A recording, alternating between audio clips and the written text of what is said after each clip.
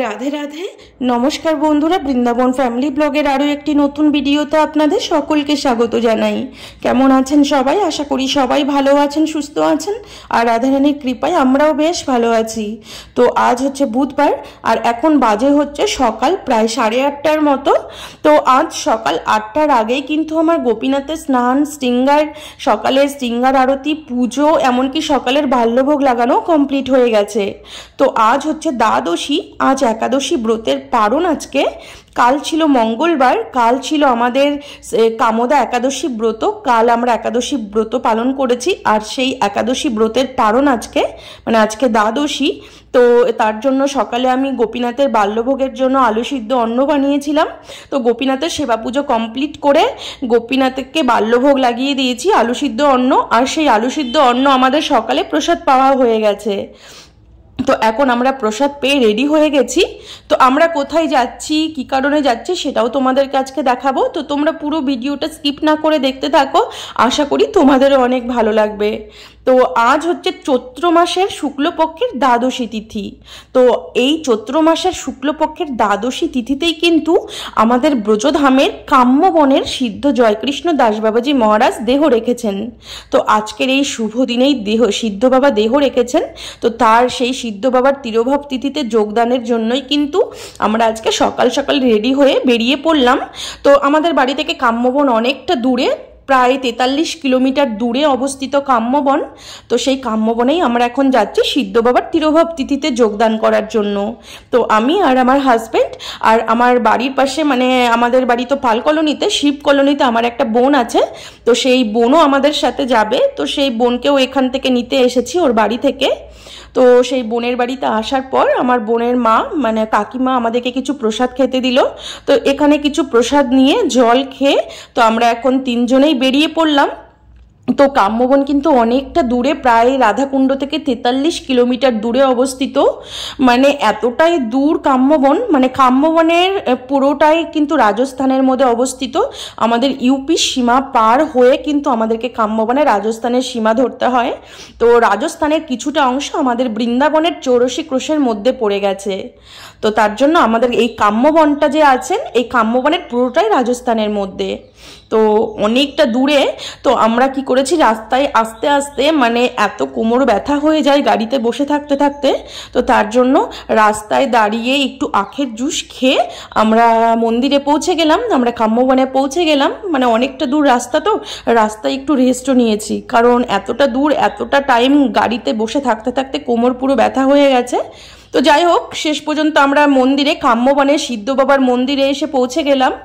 তো এই হচ্ছে সিদ্ধ বাবার সমাধি মন্দির।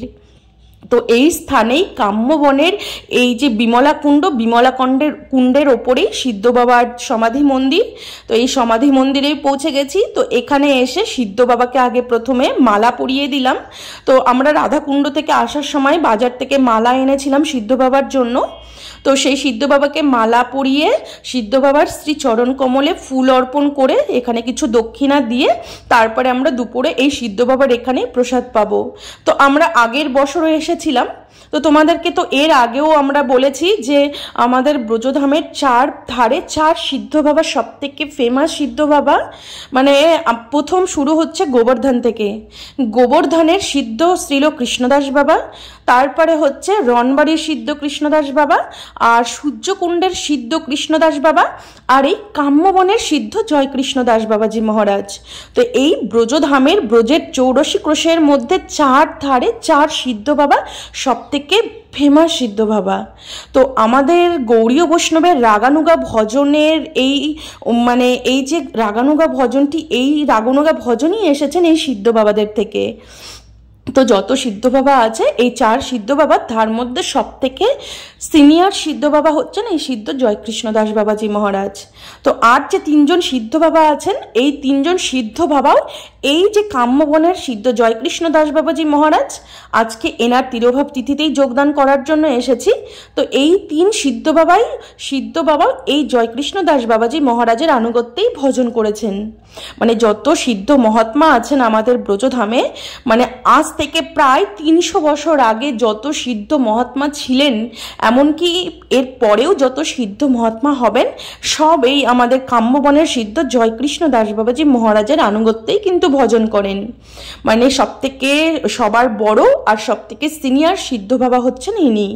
তো আমরা কিন্তু প্রত্যেকটা সিদ্ধ বাবার তিরোভাব তিথিতেই যোগদান করার চেষ্টা করি, কারণ এই ব্রজমণ্ডলে বাস করে, এই বৃন্দাবন ধামে বাস করে এই সিদ্ধ বাবাদের তিরোভাব তিথিতে যদি যোগদান করতে নাই পারি, তো সিদ্ধ বাবাদের কৃপা না হলে তো আমরা কোনোদিন ভক্তিপথে এগোতেই পারবো না।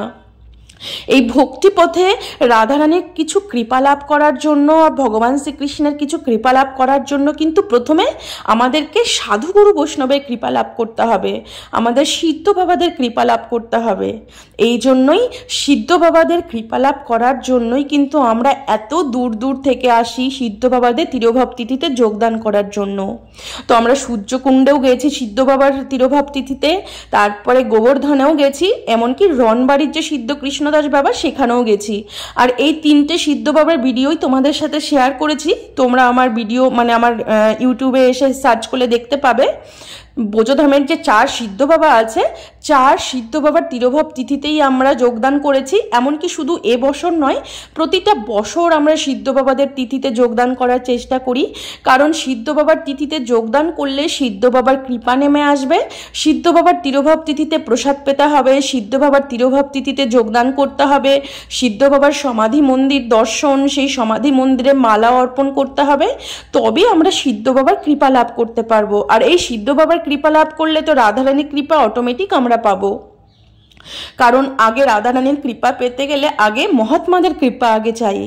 তো যাই হোক, তো এখানে এই কাম্যবনে সিদ্ধ বাবার 2টি ভজন কুটির আছে। তো প্রথম ভজন কুটিরে আমরা গেলাম, আবার সেখানেও সিদ্ধ বাবা ভজন করতেন, ওখানে বিমলা কুণ্ডের উপরে। আর এই স্থানেও সিদ্ধ বাবা ভজন করতেন। এখানে একটা গুহা আছে, এই গুহাটার মধ্যেই সিদ্ধ বাবা ভজন করতেন। তো 2টো স্থান আছে ওই কাম্যবনের মধ্যেই। তো 2 স্থানে 2 জায়গায় যখন ভজন কুঠিয়া আছেন, তো 2 স্থানেই সিদ্ধ বাবার সমাধি করা হয়েছে। ওই স্থানটাতেও সিদ্ধ বাবার সমাধি করা হয়েছে, বাস 10 মিনিটের রাস্তা। মানে এই মন্দির থেকে ওই মন্দিরে পৌঁছাতে প্রায় 10 মিনিটও টাইম লাগে না, 5 মিনিটের মধ্যেই পৌঁছানো যায়। তো এই দুটো কিছুটা 5 মিনিট অন্তর অন্তর রাস্তা, কিছুটা ডিফারেন্স। তো 2 জায়গাতে বসে সিদ্ধ বাবা ভজন করতেন। তো এই হচ্ছে সিদ্ধ বাবার সমাধি মন্দির। দেখতেই পাচ্ছ সিদ্ধ বাবার সমাধি করা আছে এখানে। এখানে সমাধিটা অনেক বড় করে করা আছে। সিদ্ধ বাবা কিন্তু এখানেই দেহ রেখেছেন, তো তার জন্য কিন্তু 2 জায়গাতেই তার সমাধি করা হয়েছে। তো এখানে আসার পর এই সিদ্ধ বাবার সমাধি মন্দিরে প্রণাম করে এই সিদ্ধ বাবার সমাধিটাকে 4 বার আমরা পরিক্রমা করে নিলাম। সবসময় ভগবানের মন্দির আর সিদ্ধ বাবাদের সমাধি কিন্তু সবসময় 4 বার পরিক্রমা করতে হয়। তো এখানে পরিক্রমা করে প্রণাম দণ্ডবাদ করে এখন সিদ্ধ বাবা যে গুহার মধ্যে বসে ভজন করতেন সেই গুহা আমরা দর্শন করব। খুবই ছোট্ট একটা গুহা। তো আমাদের গৌড়ীয় বৈষ্ণব জীবন কাহিনী বলে একটা গ্রন্থ আছে। আমাদের রাগানুগা মার্গের যত সিদ্ধ মহাত্মা আছেন, যত গৌড়ীয় বৈষ্ণব আছেন, সমস্ত সিদ্ধ গৌড়ীয় বৈষ্ণবের জীবনের যত কাহিনী আছে সমস্ত কাহিনী ওই গ্রন্থে লেখা আছে। তো আজকের এই কাম্যবনের সিদ্ধ জয়কৃষ্ণ দাস বাবাজি মহারাজেরও জীবন কাহিনী ওটার মধ্যে আছে। তিনি কি করে সাধনা করেছেন, কি করে সিদ্ধি লাভ করেছেন, সমস্ত কিছু আছে ওর এই গ্রন্থের মধ্যে। তো সিদ্ধ বাবা এই গুহার মধ্যে বসে ভজন করতেন। এমনকি ভজনের আবেশে কখনো কখনো তিনি এমন ভজনের আবেশ এসে যেত তার মধ্যে, তো তিনি এমন হুঙ্কার দিয়েছিলেন, তো হুঙ্কারে সেই গুহার ছাদটা পর্যন্ত ফেটে গেছিল। তো সেই যে গুহার ছাদটা ফেটে গেছিল সেই চিহ্নটা এখনো আছে এখানে। তো আজ থেকে প্রায় 300 বছর আগেকার কথা বলছি। এই সিদ্ধ জয়কৃষ্ণ দাস বাবাজি মহারাজ, এই কাম্যবনের সিদ্ধ বাবা, আজ থেকে প্রায় 300 বছর আগের কথা এটা। তো 300 বছর আগেই সিদ্ধ বাবা এখানেই বসে ভজন করত। আর এই যে গুহা দেখতেই পাচ্ছ, সব ভক্তরা লাইন দিয়ে আছে। মানে এতটাই ছোট একটা গুহা, মানে একজনের বেশি এই গুহার ভিতরে কেউ প্রবেশই করতে পারবে না। তো যাই হোক, দেখতেই পাচ্ছ কত ছোট সিঁড়ি। তো আগেকার দিনে যখন সিদ্ধ বাবা এখানে বসে ভজন করেছেন, তখন কিন্তু এরকম টায়ার্স ফায়ার্স দেওয়া কিছু ছিল না, তখন একটা মাটির গুহা ছিল। দেখতেই পাচ্ছ। কিন্তু সিদ্ধ বাবা প্রাপ্তির পর এখন সিদ্ধ বাবার যারা ভক্তরা আছেন তারা এই গুহাটাকে খুব সুন্দর করে টাইলস দিয়ে পুরো তৈরি করে রেখেছেন, দেখতেই পাচ্ছ, যাতে এই গুহাটার ভিতরে ভক্তরা এসে দর্শন করতে পারে। এই গুহার ভিতরে বসে সিদ্ধ বাবা ভজন করতেন। তো দেখতেই পাচ্ছ সিদ্ধ বাবা প্রাপ্তির পর এই গুহাটাকে খুব সুন্দর করে মেরামত করা হয়েছে, আর এই গুহার মধ্যেই সিদ্ধ বাবার মূর্তি বানানো হয়েছে। তো এই জন্য এখানে সিদ্ধ বাবার সেবা পুজো কিন্তু এখনো করা হয়। তো এই গুহার মধ্যে বসেই যখন সিদ্ধ বাবা ভজন করতেন, তো ভজনের আবেশে এমন হুঙ্কার করেছিলেন একবার, সেই গুহার ছাদটা পর্যন্ত ফেটে গেছিল, কিন্তু এখন সব মেরামত করে দিয়েছে। তো যাই হোক, তো এই সিদ্ধ বাবার সমাধি এখানে দর্শন করে আবার আমরা ওই মন্দিরে চলে যাচ্ছি। বেশি দূরে না, খুব একটা দূরে না, কাছাকাছি। তো দুই জায়গাতেই সিদ্ধ বাবার তিরোভাব তিথি পালন করা হচ্ছে। তো দেখতেই পাচ্ছ রাধাকুণ্ড থেকে এই সমস্ত বৈষ্ণববৃন্দ এসেছে। তো এই কাম্যবনের তো বৈষ্ণববৃন্দ, আমাদের রাধাকুণ্ডে যত বৈষ্ণববৃন্দ আছে, কাম্যবনে তো এত বৈষ্ণববৃন্দ নেই, এখানে ব্রজবাসীরা সব থেকে বেশি থাকেন। আর সিদ্ধ বাবার সমাধি মন্দিরে যারা সেবা করেন তারা আমাদের গৌড়ীয় বৈষ্ণবেরই সেবা করেন। মানে সিদ্ধ বাবার সমাধি মন্দিরে সেবা পুজো, এখানে রাধা মদন গোপাল আছেন। সিদ্ধ বাবা যে মদন গোপালের সেবা পুজো করতেন, সেই মদন গোপাল কিন্তু এখানেই আছে। তো সিদ্ধ বাবা এমন পাওয়ারফুল মহাত্মা ছিলেন, ওনার জীবনীতে আমি পড়েছি। সিদ্ধ বাবা এতটাই সিদ্ধ ছিলেন, শুধু সিদ্ধ নয়, উনি মহাসিদ্ধ মহাত্মা ছিলেন। তো এই সিদ্ধ বাবার ভজনের এমন প্রভাব ছিল, তিনি ভজন করতে করতে এমন আকুলতা বিকলিতা তার ভিতরে ছিল যে ভগবান আর স্থির থাকতে পারেননি। ভগবান শ্রীকৃষ্ণ আর ভগবান দাউজি, মানে শ্রীকৃষ্ণের যে দাদা ছিলেন বলরাম, আর তার সখাদের সঙ্গে সিদ্ধ বাবা যখন এই কুঠিয়ার মধ্যে বসে ভজন করতেন, তখন সখাদেরকে সঙ্গে নিয়ে ভগবান শ্রীকৃষ্ণ সিদ্ধ বাবাকে দর্শন দিয়েছিলেন, আর এখানে এসে সিদ্ধ বাবার হাতে জল খেয়েছিলেন। তো প্রতিদিনই এরকম আসতেন গোবালক নিয়ে। মানে সিদ্ধ বাবা তখনও চিনতে পারেননি ভগবানকে, কিন্তু ভগবানের রূপ দেখে সিদ্ধ বাবা বুঝতে পেরেছিলেন ইনি সাক্ষাৎ ভগবান। তখন সিদ্ধ বাবা খুব কান্না করেন, আকুতি মিনতি করেন, তখন ভগবান শ্রীকৃষ্ণ এসে সিদ্ধ বাবাকে দর্শন দান করেন। সিদ্ধ বাবা সাক্ষাৎ ভগবান শ্রীকৃষ্ণ রাধারানীকে দর্শন করেছেন। তো সিদ্ধ বাবার থেকেই কিন্তু আমাদের এই গৌড়ীয় বৈষ্ণবের রাগনুগা ভজনটা এসেছে। তো আর যত গৌড়ীয় বৈষ্ণব আছেন, যত সিদ্ধ মহাত্মা আছেন, সবার সিনিয়র সিদ্ধ মহাত্মাই হচ্ছেন এই জয়কৃষ্ণ দাস বাবাজি মহারাজ। তো আজকের এই চৈত্র মাসের শুক্লপক্ষের দ্বাদশী তিথিতেই সিদ্ধ বাবা দেহ রেখেছেন। তো সেই সিদ্ধ বাবার তিথিতে আমরা সবসময় যোগদান করার চেষ্টা করি। কাম্যবন তো আমাদের রাধাকুণ্ড থেকে অনেকটা দূরে, তো তারপরেও আমরা এত কষ্ট করে, এত রৌদ্রু গরম, তার মধ্যেও সিদ্ধ বাবার তিরোভাব তিথিতে আসি শুধু সিদ্ধ বাবার কৃপা আশীর্বাদ লাভ করার জন্য। আর এই ব্রজমণ্ডলে বাস করে যদি সিদ্ধ বাবার তিরোভাব তিথিতে যোগদান না করা যায়, তাহলে তোমার ব্রজবাসী সফল হবে না। এই জন্য রাধাকুণ্ডে বাস করে, ব্রজধামে বৃন্দাবনে বাস করে সবসময় যত সিদ্ধ মহাত্মা আছেন, তো সেই সিদ্ধ মহাত্মাদের তিরোভাব তিথিতে যোগদান করতে হয়, যাতে করে আমরা সিদ্ধ বাবার কৃপা আশীর্বাদ লাভ করতে পারি।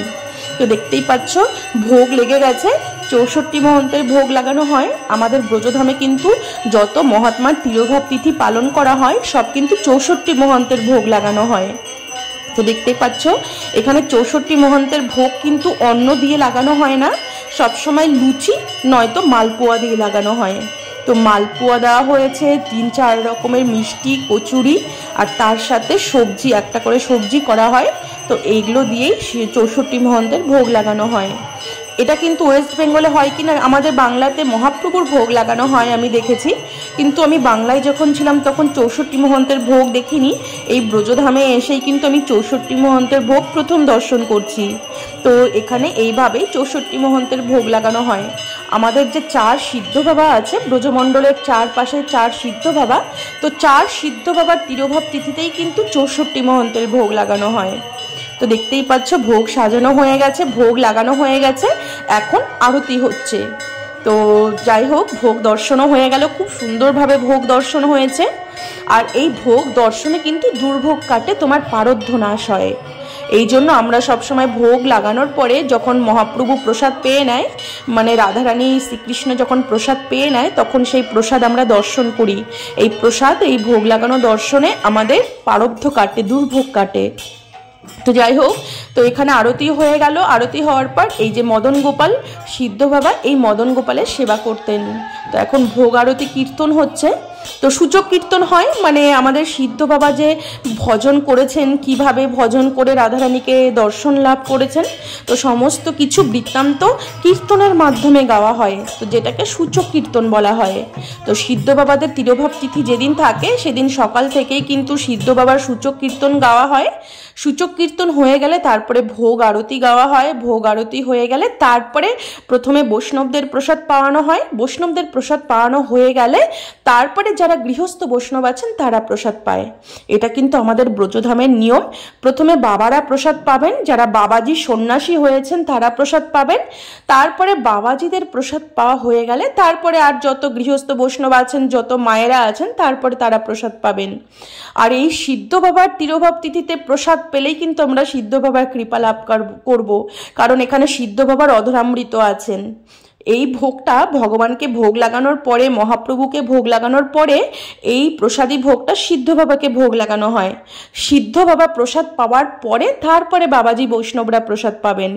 তো এই সিদ্ধ বাবার অধরামৃত পাওয়ার জন্যই কিন্তু আমরা প্রত্যেকটা সিদ্ধ বাবার তিরোভাব তিথিতে যোগদান করার চেষ্টা করি। তো সিদ্ধ বাবার এই অধরামৃত প্রসাদ পেলে আমরা সিদ্ধ বাবার কৃপা লাভ করব।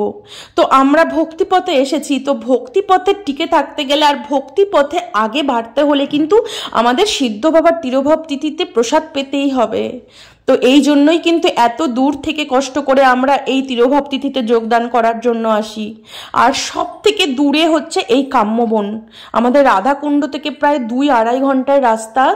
মানে আর এখন গরমের দিন, মানে এত গরম আর এত রৌদ্রের তাপ, মানে কি বলবো, এত রৌদ্রের তাপ, তবু আমরা কষ্ট করে এই সিদ্ধ বাবার তিরোভাব তিথিতে যোগদান করার জন্য আসি। তো যাই হোক, তো বাবাজিদের প্রসাদ পাওয়া হয়ে গেছে, তো এখন আমাদেরও প্রসাদ পাওয়া হচ্ছে। তো দেখতে পেলে কি কি প্রসাদ দিয়েছে। তো আমাদেরকে মানে পুয়া দিয়েছে, মালপুয়া। তো এখানে এরকম লুচির মতো এখানে পুয়া তৈরি করা হয়। পুয়া, সবজি, একটা করে রাজভোগ দিয়েছে, আর তার সাথে সবজি দিয়েছে, আর তার সাথে ক্ষীর দিয়েছে। কারণ 64 মহন্তের ভোগে কিন্তু সবসময় মালপুয়া নয়তো লুচি ভোগ লাগানো হয়, সেটাই প্রসাদ দেওয়া হয়। এখানে কিন্তু অন্ন হয়নি। তো যাই হোক, সিদ্ধ বাবার প্রসাদ যাই হোক পেয়েছি, এটাই অনেক। তো যাই হোক, সিদ্ধ বাবার প্রসাদ পেয়ে আর কিছু প্রসাদ বাড়ির জন্য নিয়ে নিয়েছিলাম, কারণ মা বাবা আসতে পারেনি, তার জন্য মা বাবার জন্য প্রসাদ নিয়ে নিয়েছি। তো প্রসাদ পেয়ে আমরা কিছুক্ষণ বিমলা কুণ্ডের তীরে বসেছিলাম। এটা হচ্ছে বিমলা কুণ্ড। আর সিদ্ধ বাবা যে এই বিমলা কুণ্ডের তীরে এই কুঠিয়াতে ভজন করতেন, সেটা কিন্তু বৃন্দাজির আদেশেই করতেন। আর বৃন্দাজি হচ্ছেন আমাদের বৃন্দাবনের মালিক, তো তার আদেশেই সিদ্ধ বাবা এখানে ভজন করতেন। তো যাই হোক, আমাদের প্রসাদ পাওয়া হয়ে গেছে, আর আমার হাজব্যান্ড ওর বিমলা কুণ্ডে স্নানও করে নিয়েছে। স্নান করে এবার আমরা রওনা দিয়ে দিলাম কাম্যবন থেকে। তো কাম্যবন থেকে আমরা চলে এসেছি রাধাকুণ্ডে। তো আর আসার সময় রাস্তায় কিছু ভিডিও করতে পারিনি, প্রচণ্ড রৌদ্র, প্রচণ্ড গরম। তো যাই হোক, আমরা এখন রাধাকুণ্ডে পৌঁছে গেলাম। আজকের মতো ভিডিওটা আমি এখানেই শেষ করছি। আবার দেখা হবে পরের ভিডিওতে। সবাই ভালো থাকবেন, সুস্থ থাকবেন। রাধে রাধে।